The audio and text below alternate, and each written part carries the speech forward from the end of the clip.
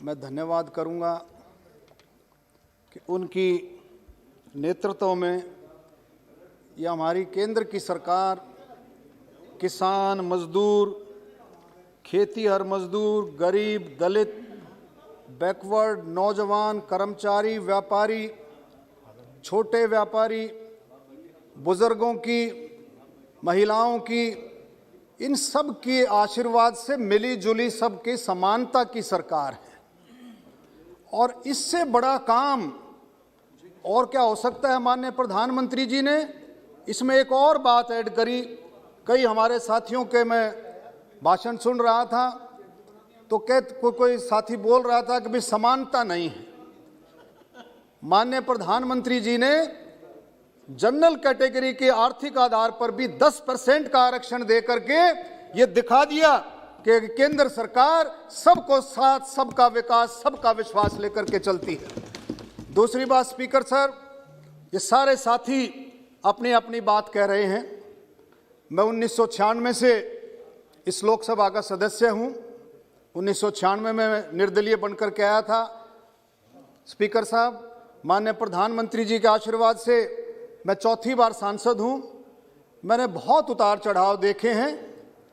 आपने देखा, मैंने वो समय भी देखा है जब एक किसान हमारा 5 एकड़ तक का किसान, हमारे देश में छोटा किसान बहुत ज़्यादा है, 5 एकड़ तक का किसान भी अगर कोई शादी करता था, अपनी लड़के की या लड़की की शादी कर लेता था, कोई मकान बना लेता था, कोई ट्रैक्टर खरीद लेता था, कोई भी नया काम अगर कर लेता था तो उसका कर्जा टूटता नहीं था। ये मैं गारंटी के साथ कहता हूं। आज 2014 के बाद माननीय प्रधानमंत्री जी ने, आप देखेंगे, इन साथियों को मैं बताना चाहता हूं, इतनी सारी किसानों के लिए योजनाएं दी हैं। अगर मैं इन योजनाओं के बारे में थोड़ा पढ़ने लग जाऊं तो मुझे उम्मीद है कम से कम 2 घंटे इन योजनाओं को पढ़ने में लग जाएंगे जो किसानों की योजनाएं दी हैं। माननीय अध्यक्ष जी, आप देखेंगे हम सभी सदस्य दिशा की जो मीटिंग होती है उसके चेयरमैन होते हैं। दिशा की मीटिंग में मैं जो मीटिंग लेता हूं अपने जिले की, तो माननीय अध्यक्ष जी कम से कम पूरा दिन उस मीटिंग में लग जाता है। माननीय प्रधानमंत्री जी की योजनाओं पर चर्चा करने के लिए, केंद्र सरकार की योजनाओं पर चर्चा करने के लिए पूरा दिन लग जाता है। आपने देखा कोविड की महामारी में किस तरह से प्रधानमंत्री जी ने, जब पूरे विश्व ने घुटने टेक लिए थे, तो प्रधानमंत्री जी ने किस तरह से देश को संभाला। जो कि हमारे विपक्ष के साथी, कोई और साथी कहते थे भी लॉकडाउन गलत किया, आज वो लॉकडाउन का नतीजा है। आज वो लॉकडाउन का नतीजा है। मैं आज सुबह माता वैष्णो देवी जी की आरती देख रहा था अध्यक्ष जी, तो 3 साल के 2 साल के बच्चे भी मास्क लगा करके बैठे थे। वो लॉकडाउन का नतीजा है। आज जो अवेयरनेस है, जागरूकता है लोग कोविड से लड़ने की, वो लॉकडाउन का नतीजा है। माननीय अध्यक्ष जी, आप देखेंगे कि किस तरह से लॉकडाउन ने आत्मनिर्भर भारत की तरफ जो कदम बढ़ाया, तेजी के साथ जो कदम बढ़ाया, आप देखें कितनी स्पीड उसने पकड़ी है। जब लॉकडाउन हुआ, कोविड की महामारी आई, तो आपने देखा हमारे देश में पीपीई किट, आपका सैनिटाइजर, आपके फेस मास्क, वेंटिलेटर्स, कितनी कहाँ व्यवस्था थी।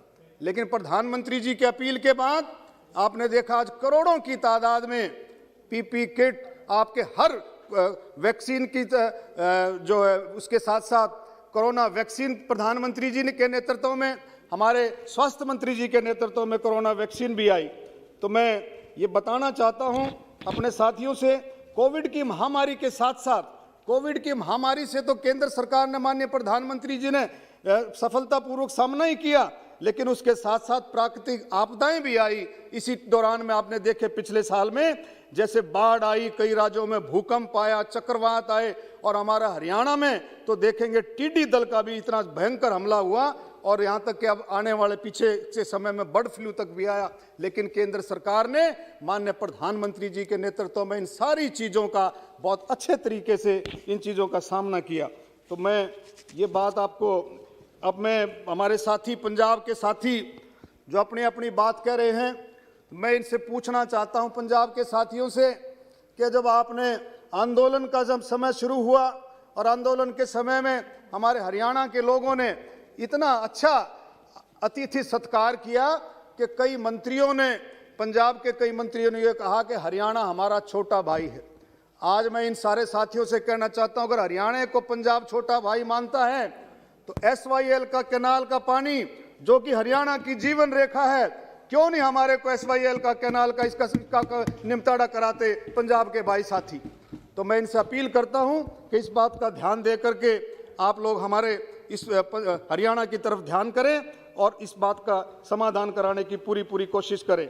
मैं अध्यक्ष जी, किसानों के लिए जितनी योजनाएं आपने देखी प्रधानमंत्री जी ने दी, आत्मनिर्भर भारत के पैकेज के तहत प्रधानमंत्री किसान सम्मान निधि के अंतर्गत 16,394 करोड़ रुपए 8 करोड़ 19 लाख किसानों के लिए दिए। अभी हाल में प्रधानमंत्री जी ने किसानों की दशा सुधारने के लिए करीबन 18,000 करोड़ रुपए सीधे खातों में। एक सबसे बड़ी प्रधानमंत्री जी की सबसे बड़ी खासियत इस सरकार की 2014 के बाद सबसे बड़ी खासियत क्या है, जो पहले शोर मचा करके कहते थे कि भाई हम 1 रुपया अगर भेजते हैं तो 16 पैसे पहुंचते हैं। आज प्रधानमंत्री जी के नेतृत्व में, केंद्र सरकार के नेतृत्व में अगर 1 रुपया भेजा जाता है तो 1 रुपया ही वहां पर पहुंचता है। अगर 100 रुपये भेजे जाते हैं तो 100 रुपये पहुंचते हैं। ये है हमारे प्रधानमंत्री जी की, हमारी भारतीय जनता पार्टी की सरकार की खासियत। किसान क्रेडिट योजना, एग्री इंफ्रास्ट्रक्चर के लिए लगभग 1 लाख करोड़ रुपए फंड की व्यवस्था की गई। आप देखेंगे किसानों की हर्बल खेती को बढ़ावा देने के लिए 4,000 करोड़ रुपए का प्रावधान किया गया। किसानों की आय को दुगना करने के लिए प्रधानमंत्री मत्स्य संपदा योजना के तहत 20,000 करोड़ रुपए की धनराशि आवंटित की गई।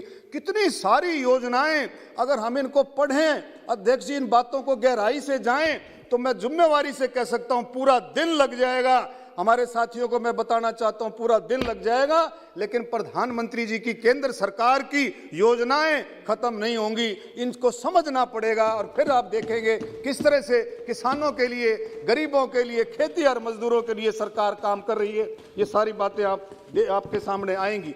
तो मैं फिर से आपका अध्यक्ष जी, आपने इतना समय दिया और इन सारे साथियों को जिस तरह से प्रधानमंत्री जी ने तीनों कृषि कानून, ये इस व्यवस्था को सुधारने के लिए, किसानों की आमदन को दुगना करने के लिए कदम है 2022 तक, किस तरह से मैं किसानों की आमदन को दुगना करूं, ये प्रधानमंत्री जी की सोच है तीनों कानूनों के जरिए से।